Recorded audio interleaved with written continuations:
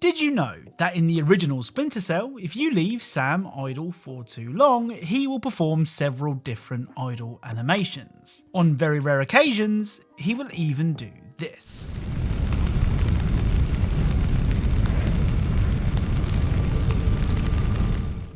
So in a fourth wall breaking moment, Sam will look at the camera and tell you to pick up the controller. Hello and welcome to Hidden Video Game Details, the series that aims to show you things that you may not have known about your favourite games so that you can look really clever in front of a crying Kim Kardashian. As always, don't forget to like this video if you enjoy my videos, subscribe and do all that YouTube algorithm stuff, and without further delay, let's get started. Right, let's begin with a game that the internet agrees is very underrated, which is kind of funny, as if that's the common opinion, then can it still be called underrated? Anyway, whichever way you look at it, Sleeping Dogs is a great game, and a game that we have featured in this series before, with perhaps the most memorable detail being the way Wei exits a car if the doors are blocked.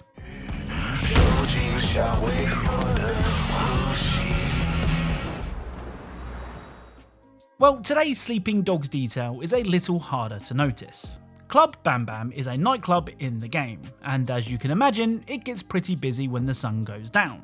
I mean, Wei will even forget about his problems for the night and bob his head along to the music, which for a serious guy like Wei is a pretty big deal. Anyway, if you visit the club the morning after, then you'll see that the club is now empty, and cleaners are tidying the place up after a night of partying. Now, the devs could have easily had the club closed during the day, or just had NPCs dancing regardless of the time, but they went the extra mile here, and I for one really appreciate it. Speaking of underrated games, next up is X-Men Origins Wolverine. In 2022, superhero games are some of the highest rated and highest selling games around. But when Origins released in 2009, that wasn't the case. Arkham Asylum was still a few months away from release, and apart from a couple of decent Spider-Man titles, superhero games were generally pretty bad. X-Men Origins most certainly changed that, with the best version of the blade-handed mutant we've ever seen. Out was the child-friendly themes from other superhero games, and in was brutal limb-chopping action that you'd expect from a man with a bad temper and claws. Now, the detail from Origins can be found when fighting Logan's brother Victor near the beginning of the game. The fight starts off in an abandoned bar, with plenty of destructible scenery carelessly left laying around. What's really cool is, if you throw Victor into a jukebox, this will happen.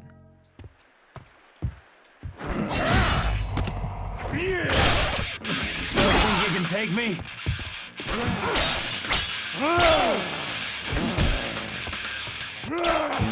Mom always loved me best. Leave me alone! So launching Victor into the jukebox will cause the song to change. I'm pretty sure that if this happened in real life, there wouldn't be much of a jukebox left, but it's a small detail and I like it. Now, we mentioned Sam Fisher's idle animations at the beginning of this video, and whilst fourth wall breaks are always cool, this next game's idle animations might just have it beat. Crash Bandicoot N Sane Trilogy is the 2017 remaster of the first three Crash Bandicoot games. Of course, the game still kept the charm that made the originals the classics that they are, but now Crash's fur looks all furry and stuff. Now, Crash has idle animations, quite a lot of them, but did you know that if you stand near Coco and perform these idle animations, she will actually react to them? Here, take a look.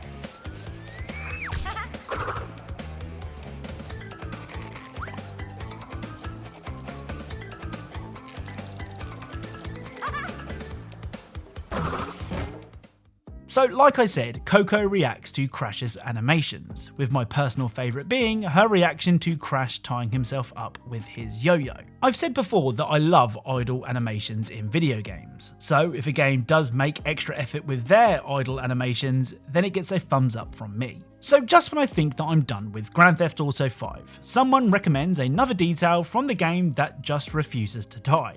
During the Complications mission, Franklin and Michael meet for the first time, though it's safe to say it's not under the best of circumstances. Well, after that encounter, where among other things Michael put a gun to Franklin's head, you can find Franklin wandering the street, which will trigger some unique dialogue.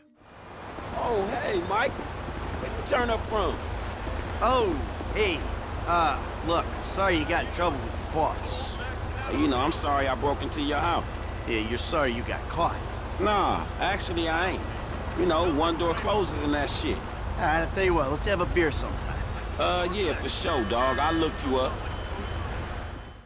Like I said, GTA 5 is a game that just refuses to go away, and I'm betting that this won't be the last time we see it in this series. Now, despite being a huge fan of the Halo series, I never really gave Halo ODST a chance. I was at that age where if it didn't have multiplayer, I wasn't interested, which looking back makes me feel all kinds of dumb. Anyway, now that I have a more mature head on my shoulders, I decided to give Halo ODST a go, and that's where I noticed this next detail.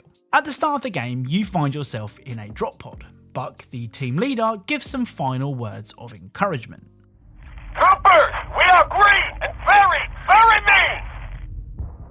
So that's what Buck says if you're playing on casual or normal difficulties. However, if you play on heroic, he will say this. Hook her up, Marines! I sure as hell ain't hosing out your pod! And if you play on legendary, he will say this. We are dropping into hell, troopers! Time to go up here! If you didn't notice, the harder the difficulty became, the less enthusiastic Buck seemed about your chances. I love it when games mix things up depending on the difficulty that you're playing on. It obviously helps increase replayability, which is never a bad thing. Okay, surprisingly, let's end today's video with Assassin's Creed Origins. On the 2nd of June, Origins got a boost to 60 FPS on the PS5 and Xbox Series consoles. And without sounding too dramatic, it honestly feels like a brand new game. Everything just feels so smooth, even the load times are a fraction of what they used to be. I just wish that more games from the last generation would do these sort of updates. It's way better than having to pay for a quote-unquote remaster anyway. Now, the first detail from Origins is one that actually doesn't make sense. This is the longest zipline in Assassin's Creed Origins, and Bayek will slide down it using his hands. Well, when he reaches the end, he will do this.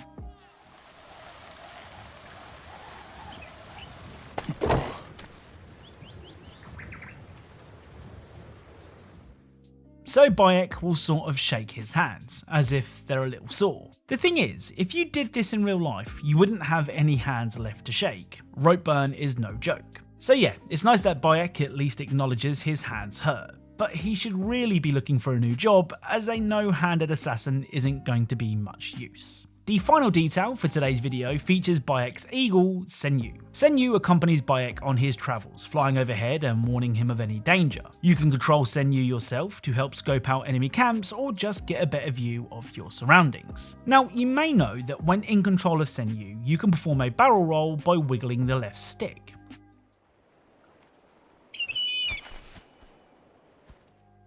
Well, that's not the detail. The detail is what Senyu does after performing the roll.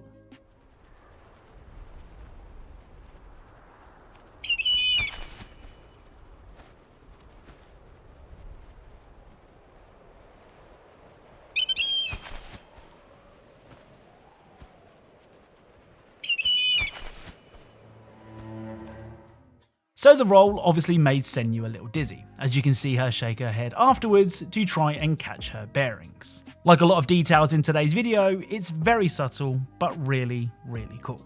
So that's it. If you enjoyed this video, then leaving a like is really appreciated. If you are a fan of Easter eggs, secrets, and hidden details in video games, then perhaps consider subscribing, as that's what this channel is all about. Thank you all very much for watching, and I'll speak to you all soon.